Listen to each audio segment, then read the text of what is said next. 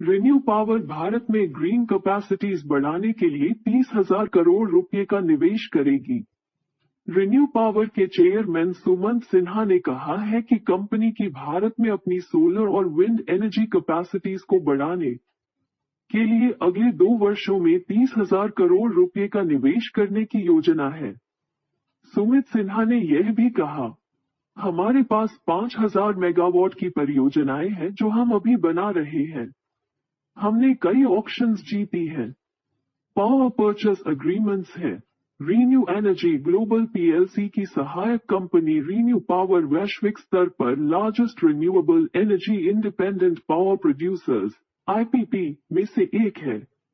Company के पास वर्तमान में 13.2 गीगावाट की कुल कैपेसिटी है, जिसमें कम्पेटिटिव बिड्स में पहले से हासिल की गई कैपेसिटी भी शामिल है।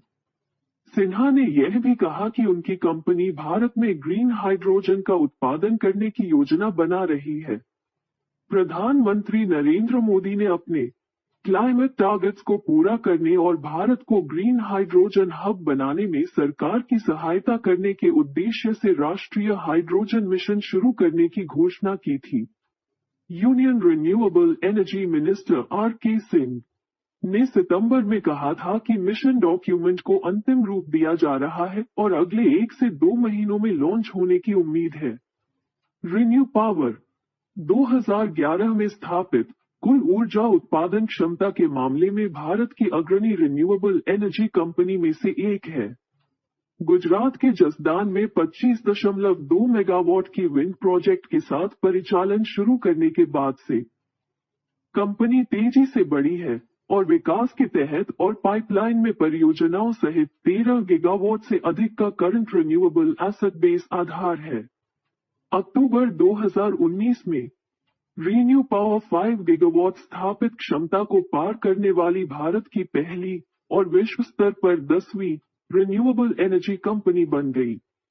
अपने संचालन के 10 वर्षों में रीन्यू परियोजनाओं ने प्रत्यक्ष और अप्रत्यक्ष रूप से कई नौकरियां पैदा की हैं।